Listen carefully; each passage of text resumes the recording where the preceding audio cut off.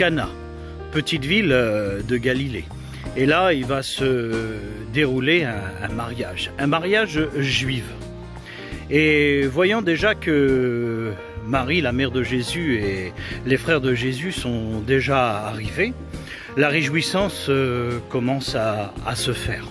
Là, il y a des prières, il y a des chants, il y a de la musique, il y a des danses. Une grande réjouissance dans ce mariage. Et puis là, Jésus et ses disciples ont été invités, donc ils arrivent. Et puis ils prennent part aux réjouissances.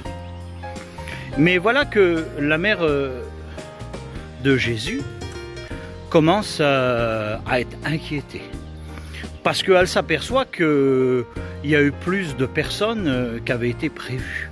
Et elle a regardé la quantité du vin, puis ils en avaient fait venir une grande quantité, mais elle voit que le vin va manquer.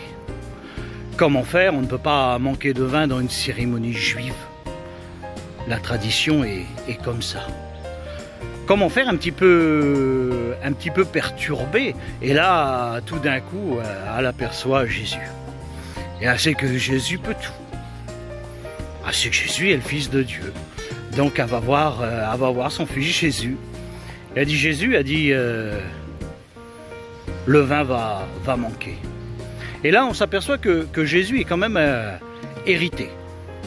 Pour la bonne raison, c'est que il lui dit, mais tu sais que mon temps n'est pas venu. Lui il n'est pas venu pour accomplir un miracle.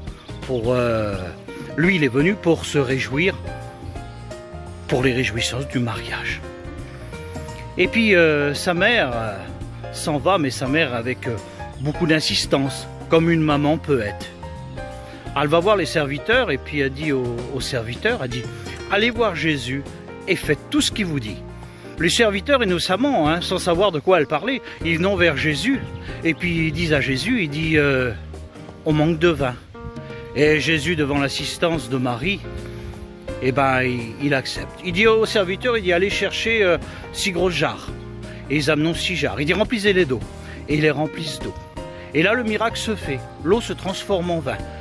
Les serviteurs, là, ne comprennent pas. Les disciples ont compris. Les disciples ont compris que Jésus est en train de faire un miracle. Jésus dit allez le faire goûter au maître de la cérémonie. Donc ils vont faire goûter le vin au maître de la cérémonie et le maître de la cérémonie le goûte.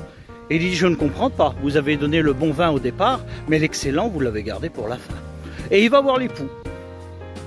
Et l'époux il dit je ne comprends pas ce que tu as fait. Tu as fait distribuer le bon vin au départ et tu as gardé l'excellent pour la fin. Et on a bien compris que l'époux réalise pas trop ce que cet homme est en train de lui dire. Lui, il est en train de fêter son mariage, il a autre chose à penser. Et puis voilà que la cérémonie du mariage se fait. Le mariage s'accomplit avec tout ce qui doit être fait. Voilà la fin de la soirée. Et puis on s'aperçoit que tout le monde reprend le chemin pour retourner chez eux.